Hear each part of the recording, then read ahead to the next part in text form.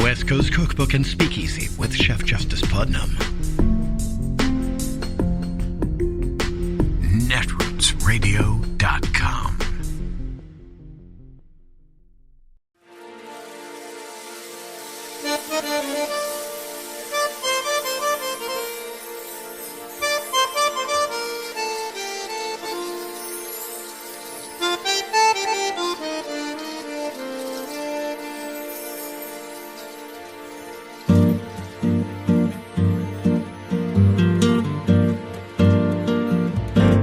Je voudrais du soleil vert, des dentelles et des théières, des photos de bord de mer, dans mon jardin d'hiver.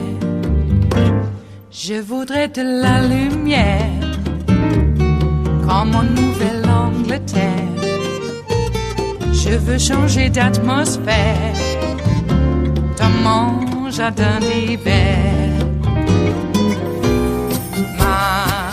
À fleurs sous la pluie de novembre, tes mains qui courent, je n'en peux plus de t'attendre. Les années passent, il est loin, là je tombe. Nul ne peut nous entendre. Je voudrais du Fred Astaire, revoir un latte. So during the contempt hearing at the Donald Trump criminal trial, one of Trump's biggest secrets ended up becoming the top story across the world. And it was thanks to Donald Trump's own attorney who brought this up. During the contempt hearing, one of the issues that Justice Merchan wanted to address was Donald Trump's statements about the jury, to which Donald Trump's lawyer, Todd Blanche, had no good answers to, and Justice Merchan thought that Trump's lawyer had zero credibility. But then Donald Trump's lawyer tried to argue that Donald Trump is being persecuted and he's being mocked by individuals like Michael Cohen.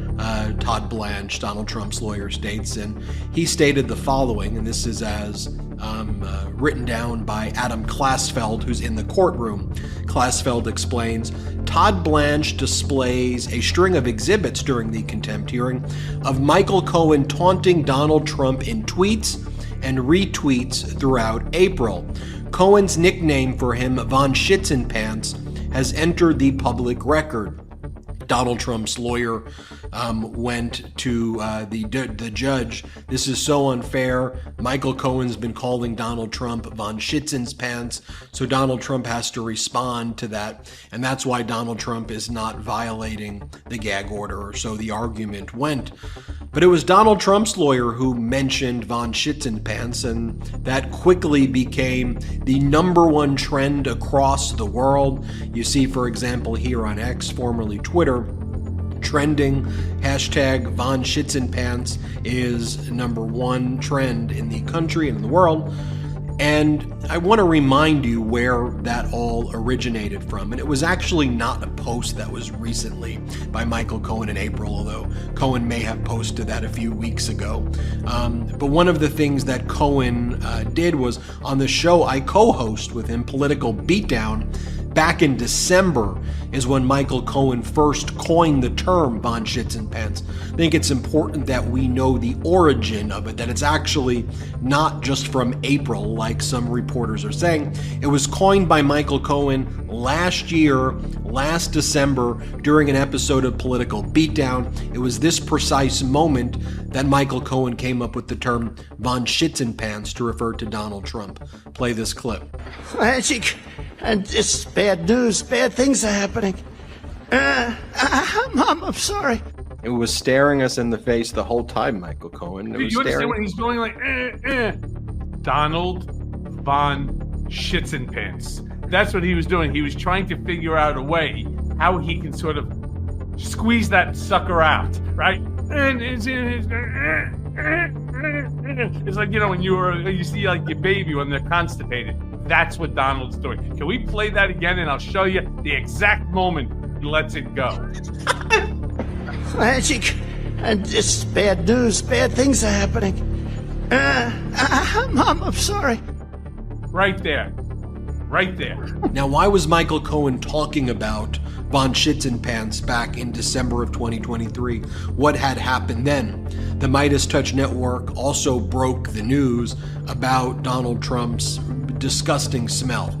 And we had on Adam Kinzinger, former Republican member of Congress, and Kinzinger had been next to Donald Trump and had smelled this putrid scent coming from Donald Trump when they had meetings together, as Kinzinger was a Republican member of Congress. And I did the interview with Kinzinger, and this one went viral, you may remember, where Adam Kinzinger talked about Donald Trump's putrid smell and described it as like armpit and ketchup. Here, play this clip. I'm genuinely surprised how people close to Trump haven't talked about the odor. It's truly something to behold. Wear a mask if you can. Then Donald Trump responded to that, and he had his team go after you and say, no, Kinzinger's the one who's smelly.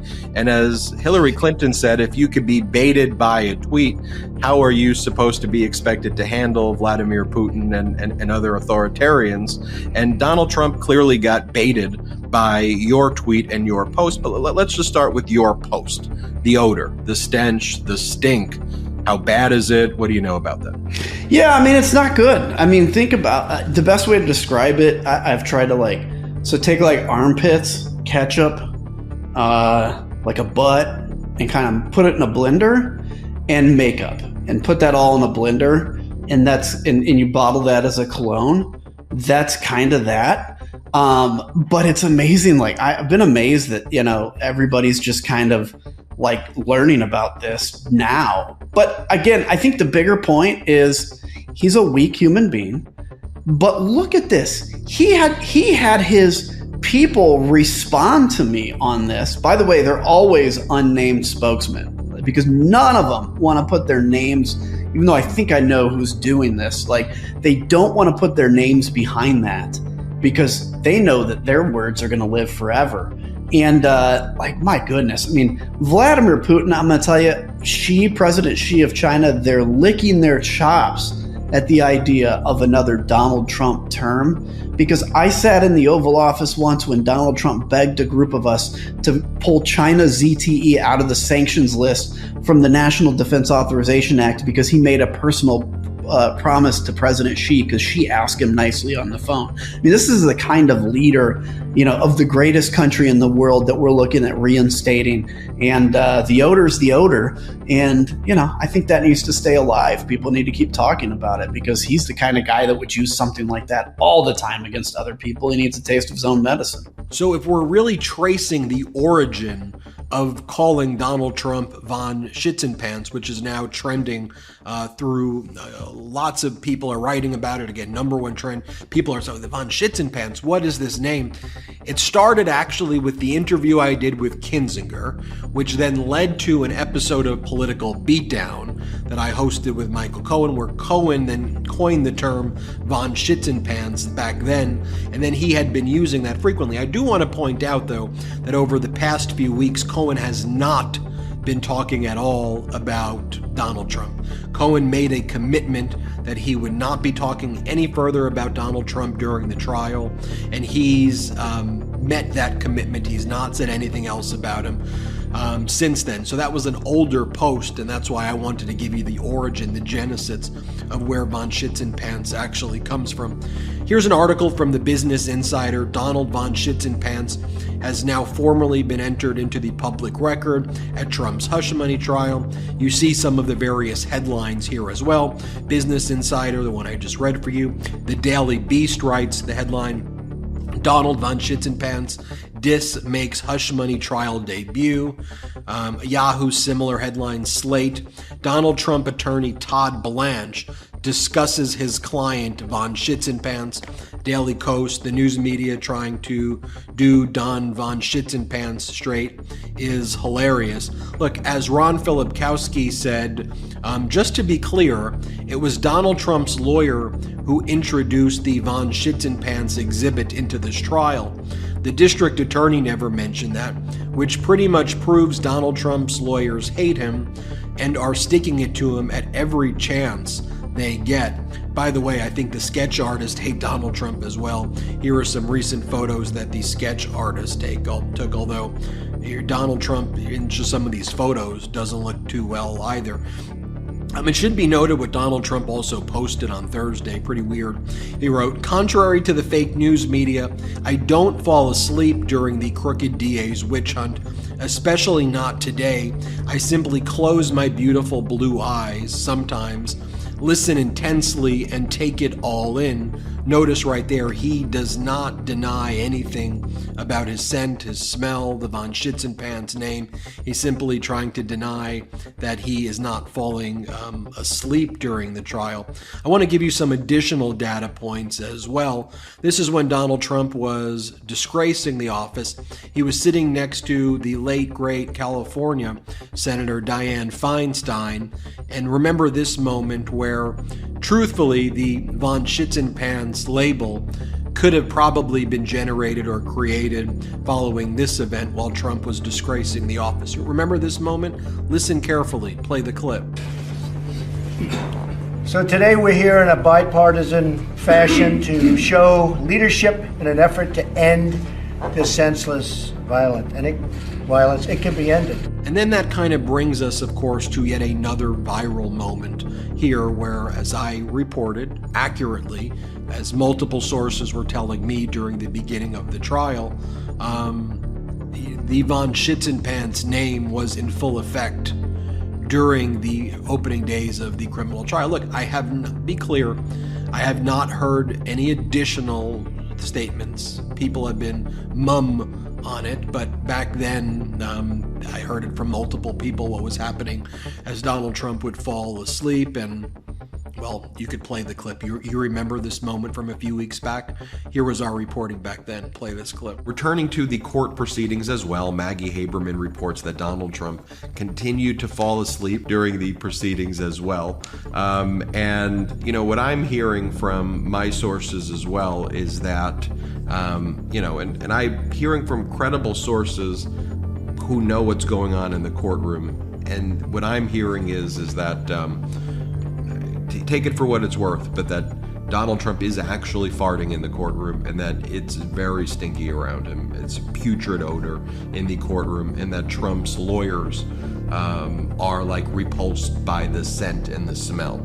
And I'm not just saying that to be like, oh, funny. I'm actually, we have good sources there. And I'm hearing it from actual credible people that as he's kind of falling asleep, he is actually passing gas, and that his lawyers are really struggling with the smell. And right here, this is Lisa Rubin, reporter, lawyer. She's doing a great job. She's in the courtroom. She's in the trial. Here's what she's observed of Donald Trump as his lawyers try to give him various methods. They try to use various methods to keep him awake. Here, play this clip. Really quickly, if I can, Lisa, your observations on Donald Trump today. Sleeping. Again, they have tried a number of different devices. Yeah, sleeping for a lot of it. I would say they've tried a number of different devices to keep Trump awake, partially in response, or what appears to be in response to collective press corps observations. So, for example, when there are sidebars, an attorney doesn't leave his side anymore because leaving him alone means leaving him to potentially sleep. He has a stack of papers with him at all times now to go through. But neither of those things seem to have protected Trump from his own exhaustion today. More than not, when I looked up to see how Trump was receiving the testimony, Trump was not receiving it at all because his eyes were closed. So, folks, as I said at the outset, one of Donald Trump's darkest secrets have been revealed during this contempt hearing where Donald Trump's own lawyer brought up the fact that Cohen had called him von Schitzenpants. But I think it is important that we know the origins of this. The interview we did here with Adam Kinzinger, Cohen was responding on Political Beatdown to that interview.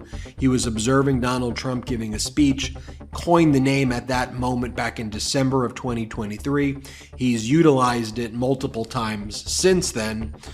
He had a post, I think, early on in the trial. He hasn't made any other comments about Donald Trump since then. There's the data point about what Trump was doing at the beginning of trial that we reported here. Von Schitzenpants is, again, the number one trend. It was Trump's lawyers who brought it up. And here is Laura Ingraham on Fox.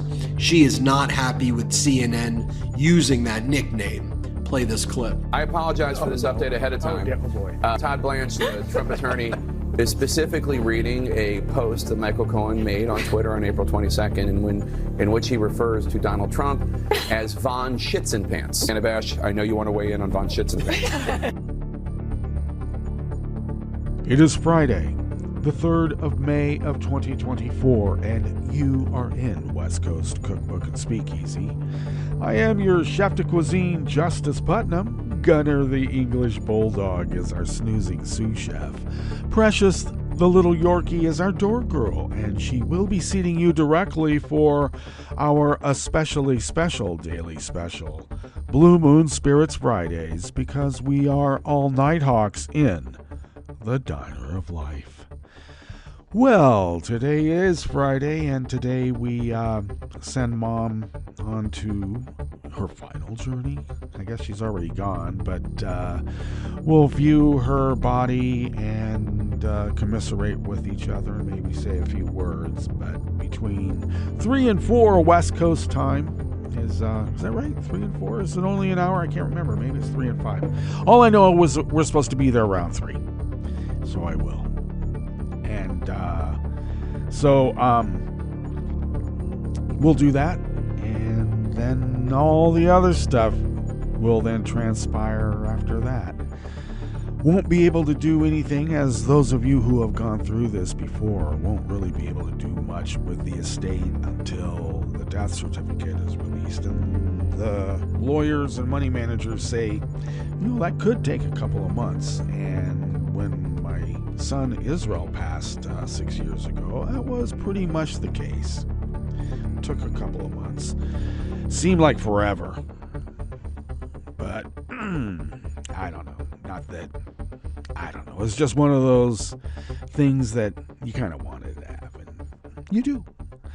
Anyway, so if there's any type of contesting of the will, my mom stipulated, you're out. Because that's how kooky and iconic she was. Good for her. So, made it easier on us. Oh, yeah, she also had already taken care of the whole funeral or funerary process. All prepaid, what she wanted, all spelled out. So, for those of you out there, I guess that living will isn't enough. You got some other tasks that might be beneficial for your loved ones to not have to deal with. And that was very nice of Mom to do that. She had made mention of it, but I didn't really think about it because, you're not thinking about your mom going, okay, yeah, thanks, Mom. And then in the midst of it happening for real, you realize, wow, Mom really did complete this task. Thank you. So, what else is going on in the world? Well, a hell of a lot. And since we had such a long introduction, I'm sorry for the scatological nature of today's opening, but I couldn't help myself. It's Friday. And look, Donald Trump stinks, literally. And I just wanted to make that clear. And they did. Thank you guys over there at Midas Touch. Thank you. So with that stated, we're just going to go right ahead and give you a rundown on what we've curated for you here as we begin in the Bistro Cafe part of West Coast Cookbook and Speakeasy. Well, Southwest Washington state farmers called on Congress to keep conservation funding in the Farm Bill. They would like that because, water can be scarce. Hey, you know what? Some anti-vaxxer somewhere is going to complain that jackboot Long Beach, California officials declared a public health emergency after one person died and 9 others were hospitalized due to a tuberculosis outbreak in the city. You know someone's going to complain, those jackboots, how dare they? Tuberculosis makes you stronger after you've had it. Really? And the former Republican Michigan House leader and his little wife pled guilty to misusing political funds. I keep telling you, there's a pandemic going on with that. After the break, we move to the chef's table where thousands rallied in Slovakia to protest a controversial overhaul of public broadcasting.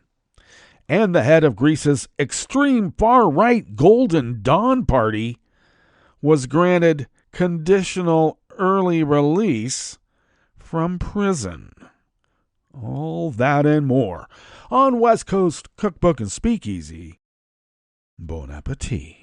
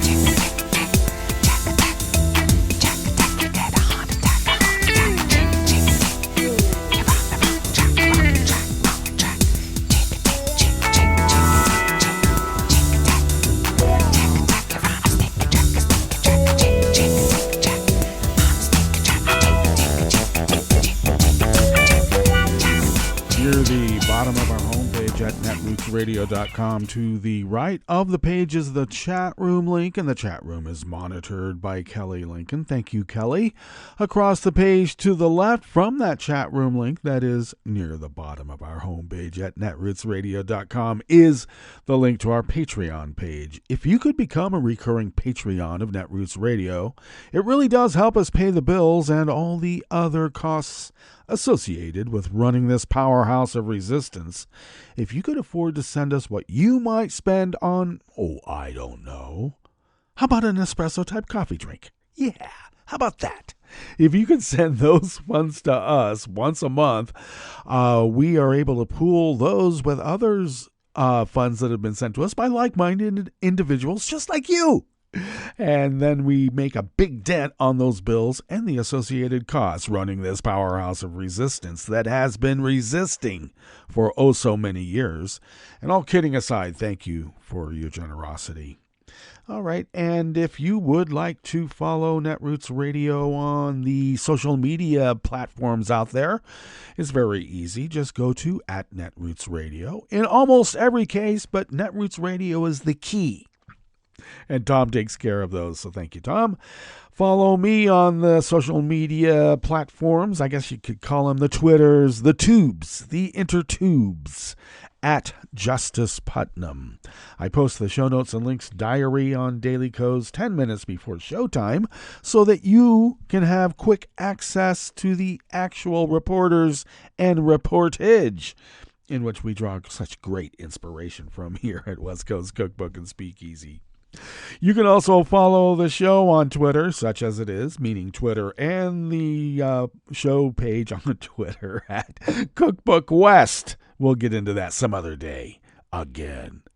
And you can also follow, let's see, we got me, you got the show at Cookbook West. Oh, and of course, podcasts. Pick up podcasts by way of Spreaker, TuneIn, iHeart, YouTube, iTunes, even Audible. We are on Audible now. Wow. So do that, please.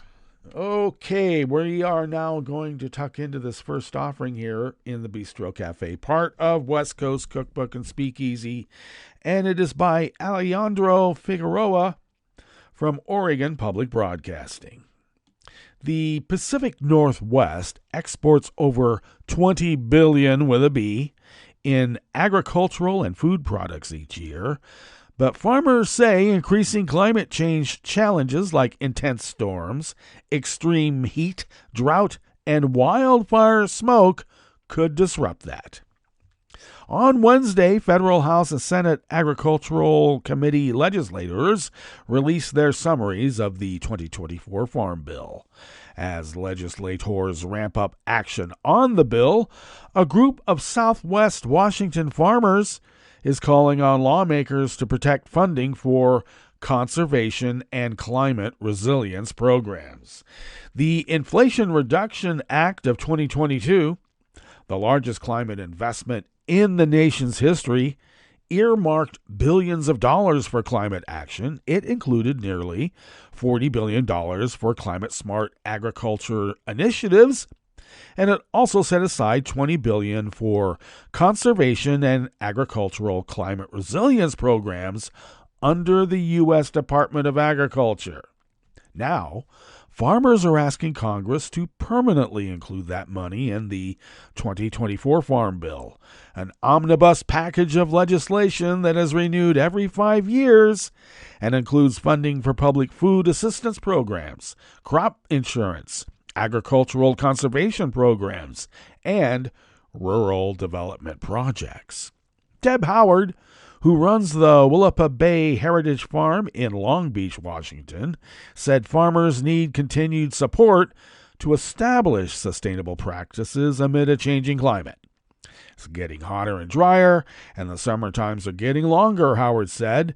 We have already added 32 days of extra farming time, which is good in some ways, but it's a lot drier. It's a lot harder to maintain that. Howard said some of the funds she has received through the USDA have been transformative for her farm. The funding not only has allowed us to enhance our sustainable practices like our diverse crop rotations and solar energy projects, but has deepened our community connections through educational farm tours, local partnerships, and rural internet connectivity. It's essential we continue this federal support to further the vitality of our farm and the community. Climate-smart initiatives are a broad set of goals that include increasing agricultural productivity, adapting and building resilience to climate change, and reducing greenhouse gas emissions. And I got to tell you, a lot of these MAGA types out here in small-town, rural America, Oregon, Southern Oregon, don't believe any of this is happening. It's just the weather. Okay, well, it's not just the weather. And even if it was just the weather, wouldn't you do something to keep the rain from destroying your crops? Wouldn't you want to cover them somehow? Wouldn't you want to build something somehow? I don't know.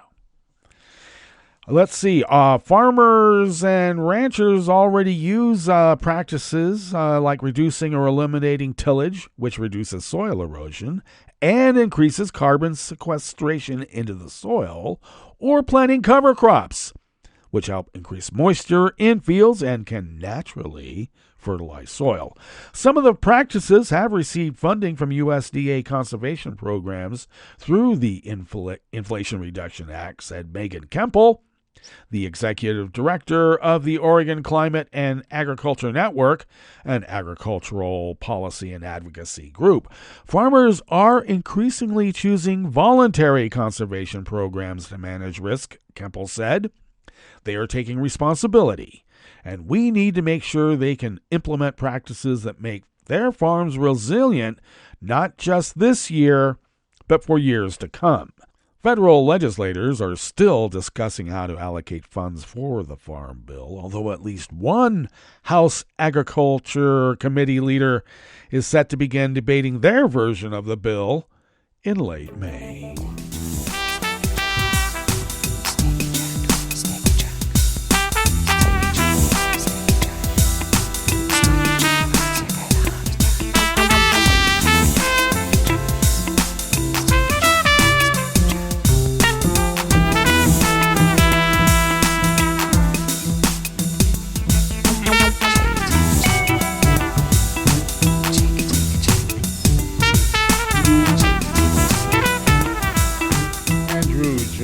Campa of the Los Angeles Times brings us this next offering here in the Bistro Cafe of West Coast Cookbook and Speakeasy Blue Moon Spirits Fridays.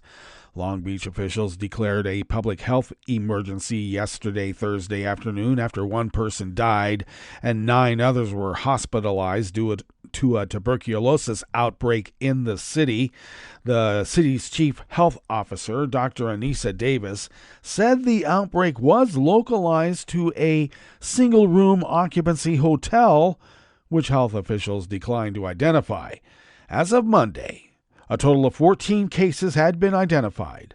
The health department's tuberculosis control staff, however, has identified an additional 170 people who have likely been exposed.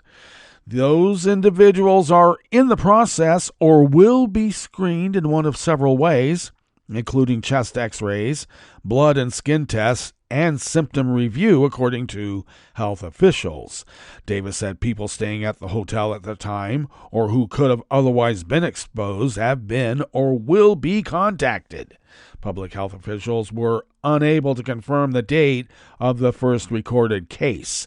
The outbreak comes at a time when tuberculosis infections have been rising statewide. The number of cases in 2023 rose by 15% in California compared with the previous year. That's the highest year-over-year increase since 1989, when it was tied to people co-infected with HIV. In total, there were 2,113 cases statewide last year, about the same amount reported in 2019 before the COVID-19 pandemic. To protect patient privacy, officials declined to disclose the Long Beach business or location of the outbreak. Davis said the facility is private and not operated by the city of Long Beach.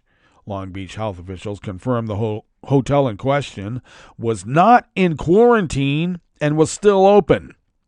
It is unclear whether residents who were staying at the facility were moved out. The health department is authorized to provide temporary housing, food, and transportation to those exposed. Tuberculosis treatment is also covered by the health department. The disease is a serious illness that is spread through the air like COVID-19, according to Long Beach health officials. But unlike COVID-19, however, tuberculosis usually requires prolonged exposure. The emergency declaration will be formally voted on by the City Council on Tuesday next. If approved, it allows the health department to mobilize city resources, streamline staffing, and coordinate with outside agencies. Neighboring Los Angeles County has no cases related to the outbreak in Long Beach, according to public health officials. However, a department spokesperson said the agency intends to support Long Beach with staffing from its Health Disease Control Bureau and other departments.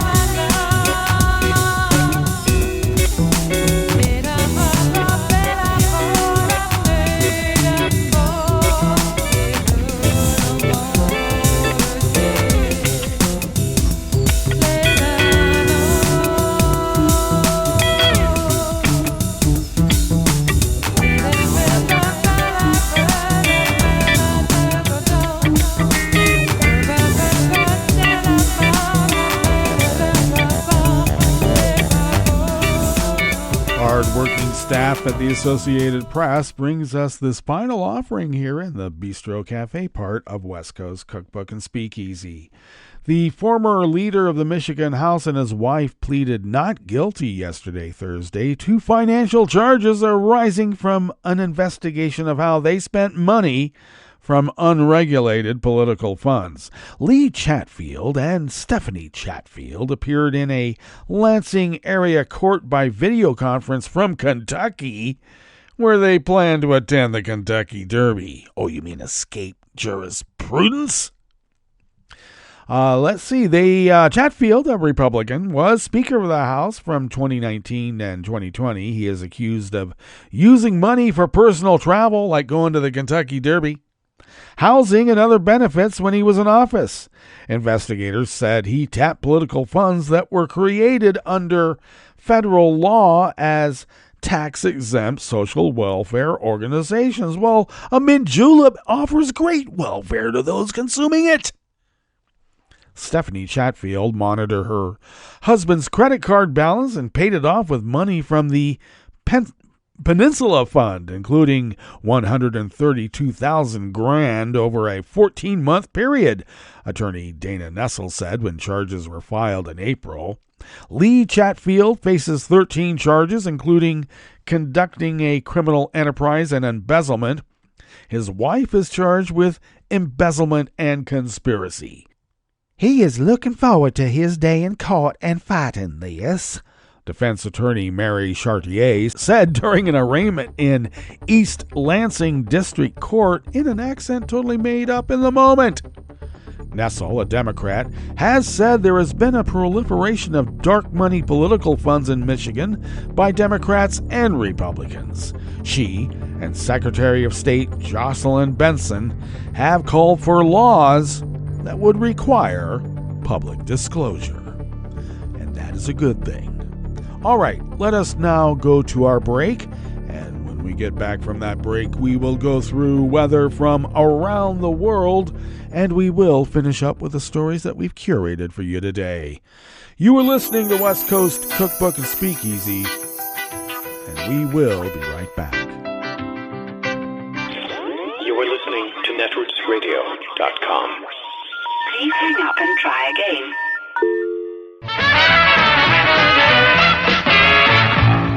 From a point at sea to the circles of your mind, a new force is at work for planetary transformation. New radio for a new Earth.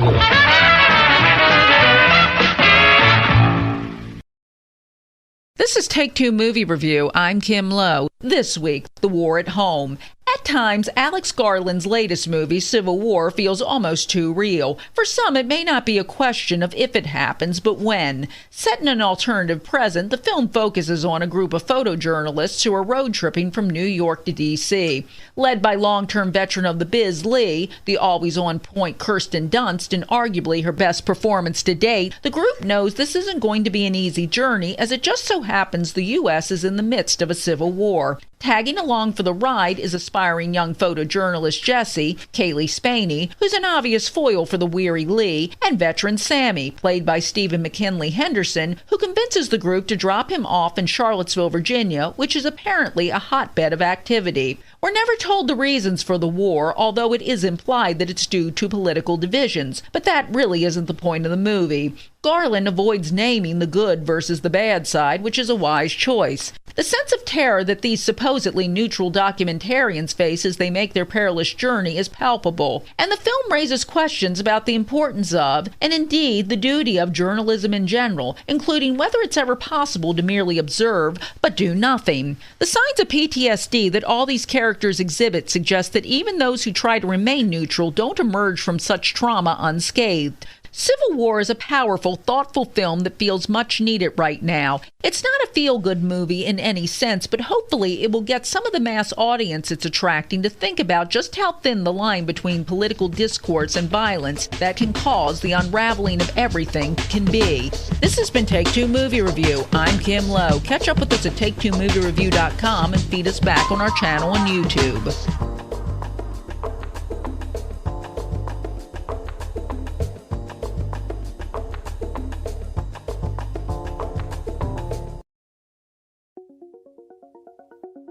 Raging wildfires, extreme flooding, and heat waves in the winter. There's no denying that climate change is here. But what can we do about it? How do we prepare for what's coming, ease the impacts, and build a resilient society? Battelle, a nonprofit organization focused on applied science and technology, is tackling this question at its Innovations in Climate Resilience Conference this March. The second annual event brings together the top experts on climate change to share breakthroughs and action plans.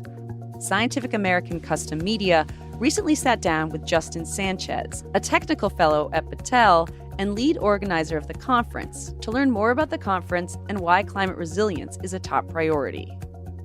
Justin Sanchez has spent his life creating innovative technology. First, for the Defense Advanced Research Projects Agency, or DARPA. A lot of the technologies that we love today came out of DARPA, things like the internet and GPS and touchscreens that are on your phone. Those were fundamental technologies. And now for Battelle. It means I get to think about chemistry, biology, physics, and material science, use all of those approaches in really different ways to develop new technologies and approaches to solve some of the world's most challenging problems. Working on those problems is literally Battelle's mission. It was founded as a charitable trust nearly 100 years ago, with the goal of using science and technology to address society's biggest challenges. It's almost a daunting task. But with that being said, we have a few focus areas. So inside of Battelle, we have a focus on health, we focus on environment and infrastructure, and we also focus on national security. Right now, Justin is focusing his attention on climate change. Specifically, how can we respond to the rising seas, extreme weather, and the other effects of our warming planet? We don't need to continue saying climate change is coming, it's coming, it's coming, almost that sky is falling thing. No, it's here. Okay, now that it is here, what are we doing? That's why Battelle is hosting a climate resilience conference for the second year in a row. Why resilience? Justin says it reflects strength and responsiveness in the face of climate change. Even if you just go to the dictionary and you look up the word resilience, you'll find words like robustness or the ability to manage change. Justin has 3 main goals for the gathering in March. Action, action, action. That's what it's all about. What does that action look like? Getting people from a range of backgrounds and perspectives to say, okay, here are the changes that are occurring today as well as in the future. Here are the technologies and the bold ideas and the actions that you can take in order to mitigate that moving forward. Justin says those actions have to happen on many fronts at once because climate change affects almost every aspect of our society. From defense. It's a huge problem in how we defend our country given the changes that are occurring in different parts of the world as well as the United States. To health.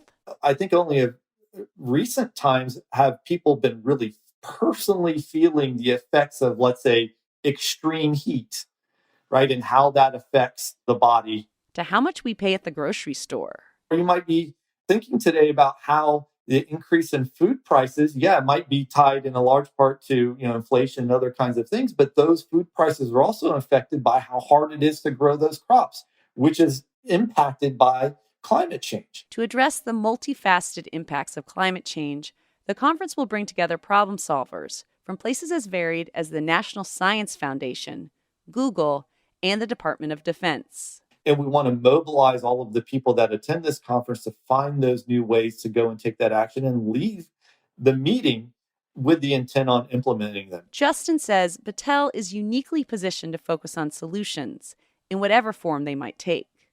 For instance, he's excited about a speaker who's exploring how to use agriculture to pull greenhouse gases out of the atmosphere. And they have a whole new kind of idea around using crops for carbon capture. And they're starting to bring these technologies out of the lab and into real world kinds of environments. Justin says if there's only one conference you go to on climate resilience, it should be this one. Your horizons will be expanded so much and you'll leave the event saying, oh my God, I had no idea that any of this was even possible or that I would even meet some of the people that are actually going to be at the event. Even if you're not a scientist or an expert on climate change, Justin says it's worth coming to the conference for new perspectives and inspiration. In the end, it's going to take all of us, on personal and political levels, to respond to climate change and build a resilient society. Justin Sanchez is a technical fellow at Battelle. The Innovations in Climate Resilience Conference runs from March 28th to the 30th in Columbus, Ohio. Registration details are at battelle.org. Battelle is an independent, nonprofit charitable trust that advances science and technology to have the greatest impact on our society and economy. This podcast was produced by Scientific American Custom Media and made possible through the support of Battelle.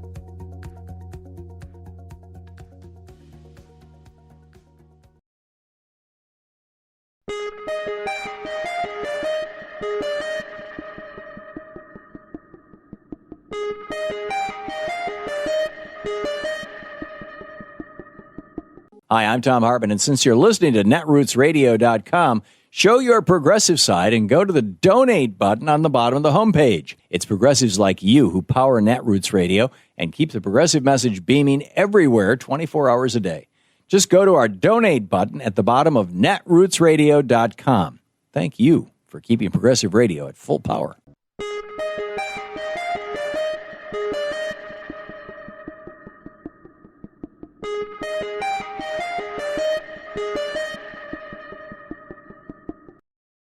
Here's how the voting system works, or doesn't. I'm Bill Newman, and this is the Civil Liberties Minute.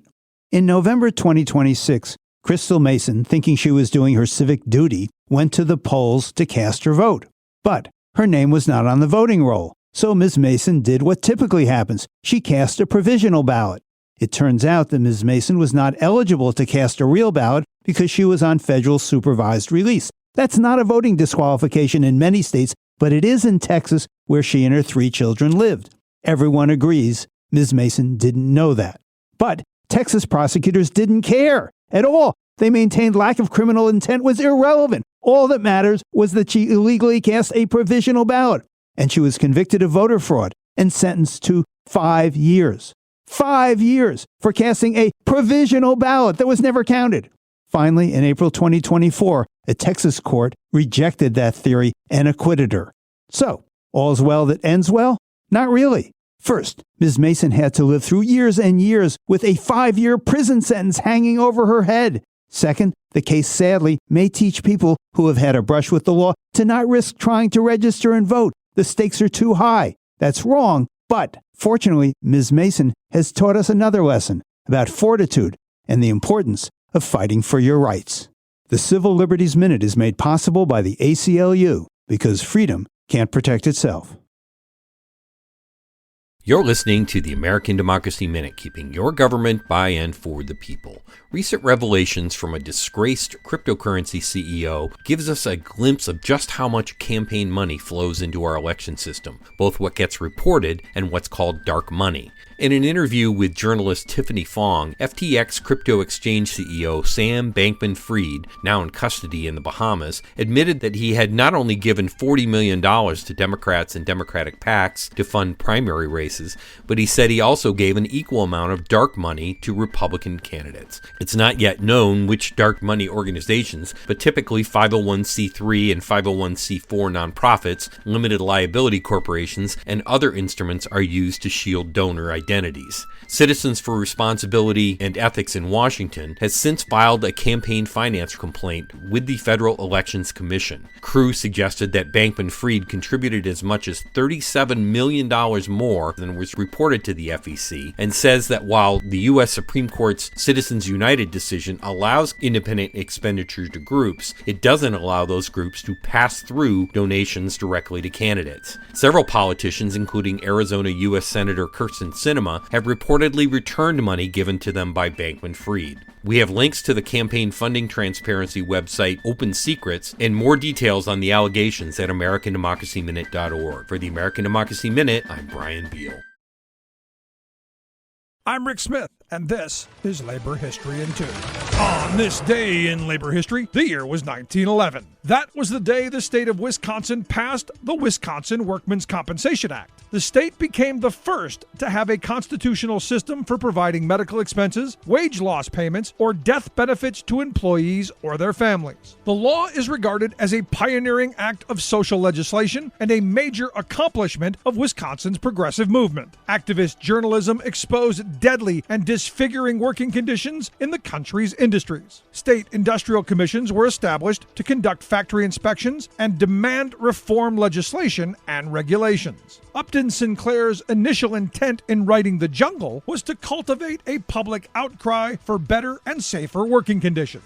By 1907, the Russell Sage Foundation funded dozens of investigators to study industrial and social conditions in Pittsburgh, Pennsylvania. 2 volumes of essays were produced, entitled The Pittsburgh District, Civil Frontage, and Wage Earning Pittsburgh. The essay, Work Accidents and the Law, written by Crystal Eastman, exposed the enormity of work-related accidents and deaths, and the failure of employers to compensate victims and their families. Her investigation examined several industries, including railroads, steel, and coal mining. She noted, quote, "There is no bright side to this situation. By industrial accidents, Allegheny County loses more than 500 workmen every year, of whom nearly half are American-born. 70% are workmen of skill and training, and 60% have not yet reached the prime of their working life. Youth, skill, strength, in a word, human power is what we are losing." Eastman's survey worked to shift the burden from workers to employers. It is largely credited with the passage of workers' compensation laws, though it would take decades for similar laws to be enacted in states throughout the nation.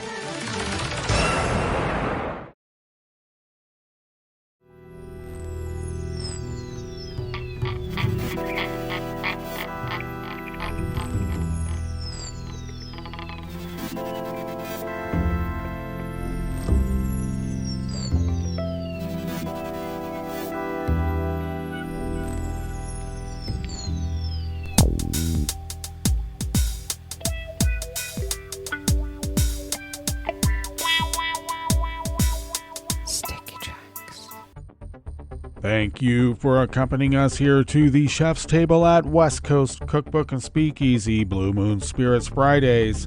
We always begin, whether from around the world, along the banks of the Rogue River, in the Rogue River Valley of Southern Oregon on the west coast of the continental United States of America, where it is currently 44 degrees Fahrenheit, expecting highs around 70.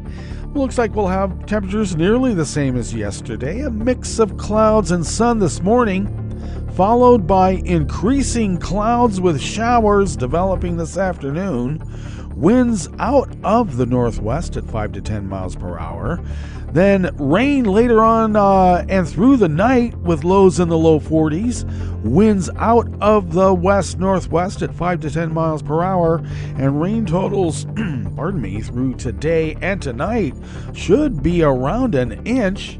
And then we're expecting another 1/2 to 3/4 of an inch tomorrow, with that much on Sunday. Tomorrow will be cloudy with periods of rain, and it will be cooler with highs only around 48 to 49.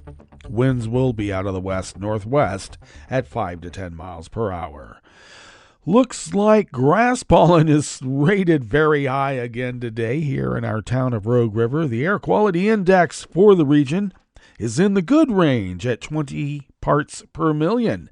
And that daytime UV index is very high at level 8. And you know what to do. Take care with the sun. Barometric pressure is falling at 30.04 inches. Visibility is up to 10 miles.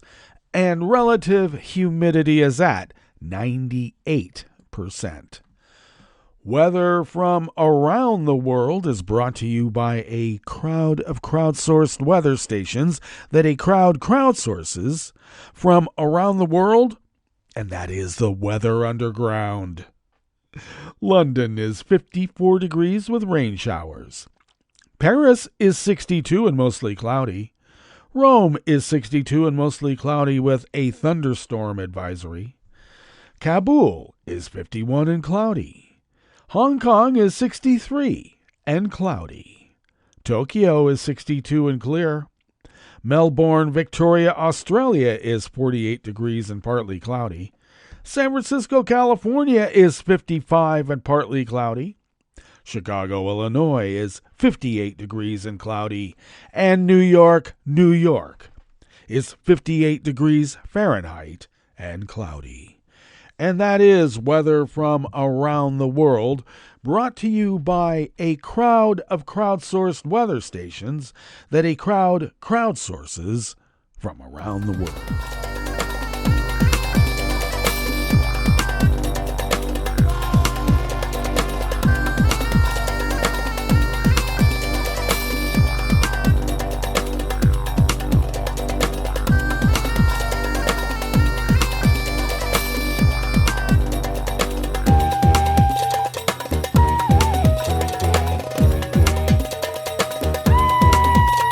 Staff at the World Desk of the Associated Press brings us this first amuse-bouche here at the Chef's Table at West Coast Cookbook and Speakeasy Blue Moon Spirits Fridays. Thousands of Slovaks rallied in the capital yesterday, Thursday, to protest again a controversial overhaul of the country's public radio and television services, a move that critics say would result in the government taking full control of the media. The coalition government of populist Prime Minister Robert Fico approved the measure on April 24th, and the parliament, where Fico's coalition government has a majority, is expected to approve it in June. The plan has been widely criticized by President Zuzana Kapitova, local journalists, the opposition, international media organizations, and the European Commission. The proposed changes would mean the public broadcaster known as RTVS would cease to exist and be replaced by a new organization. The Slovak democracy needs a strong and independent RTVS, and its employees need your support. Michal Semeka, the head of the Progressive Slovakia, the major opposition party that organized the protest, told a crowd of several thousands at Bratislava Freedom Square.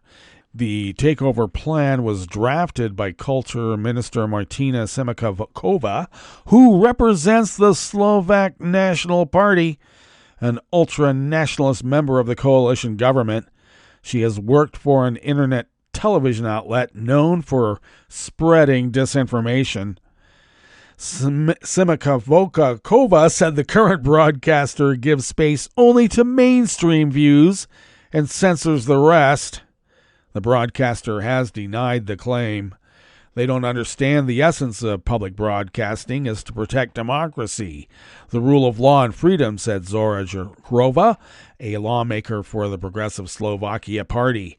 Under her plan, the new broadcaster, Slovak Television and Radio, or STVR, will have a director selected by a council whose 9 members will be nominated by the Culture Ministry and Parliament. The current director has a parliamentary mandate until 2027. Critics worry Slovakia under Fico will abandon the country's pro-Western course and follow the direction of Hungary under that populist Prime Minister Viktor Orban. Thousands have repeatedly rallied in the capital and across Slovakia to protest Fico's policies.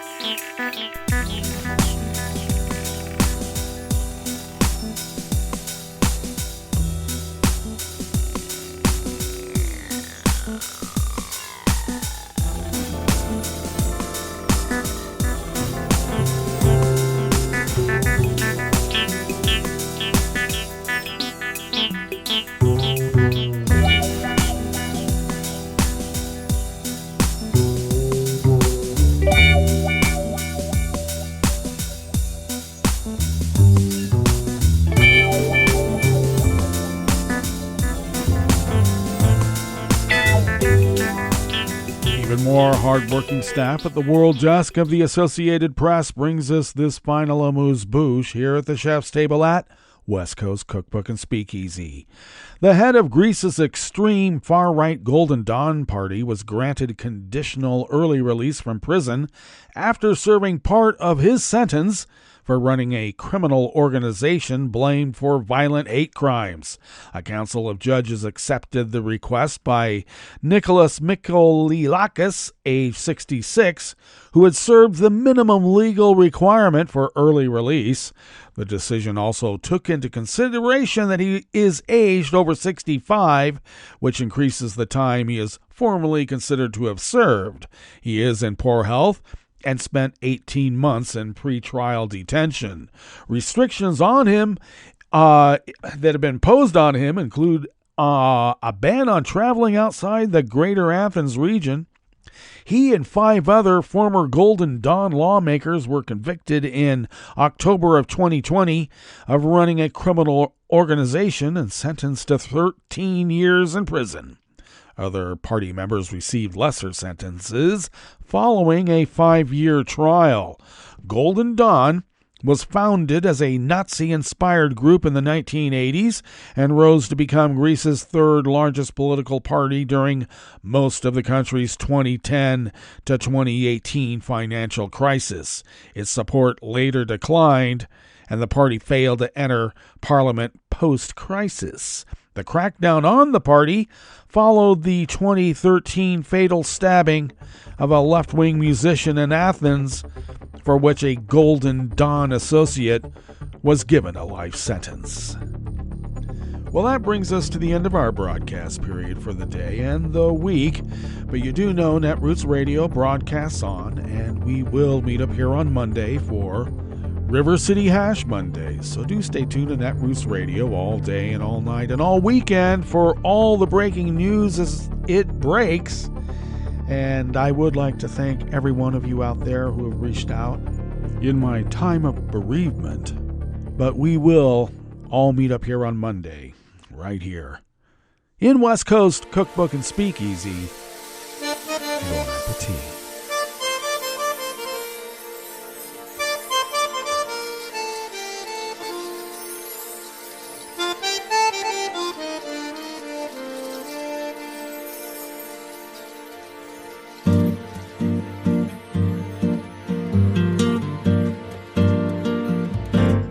Je voudrais du soleil vert, des dentelles et des théières, des photos de bord de mer, dans mon jardin d'hiver. Je voudrais de la lumière, comme en Nouvelle-Angleterre. Je veux changer d'atmosphère, dans mon jardin d'hiver. À fleurs sous la pluie de novembre, tes mains qui courent, je n'en peux plus de t'attendre. Les années passent, qu'il est loin, là je tombe. Nul ne peut nous entendre. Je voudrais du Fred Astaire, revoir un latte Goël. Je voudrais toujours te plaire dans mon jardin d'hiver. Je veux déjeuner par terre, comme au long de golfe clair, t'embrasser les yeux ouverts dans mon jardin d'hiver.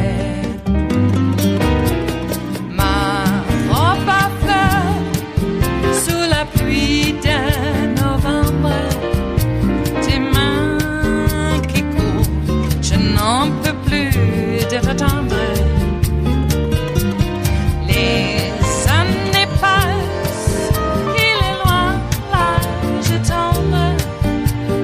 Nul ne peut nous entendre. Ba-da-da-dum-di-da-dum. Ba-da-da-dum-di-da-dum. Ba-da-da-dum-di-da-dum. Dans mon jardin d'hiver. Ba-da-da-dum-di-da-dum. Ba-da-da-dum-di-da-dum. Ba-da-da-dum-di-da-dum. Dans mon jardin d'hiver. Dans mon jardin d'hiver. Dans mon jardin d'hiver.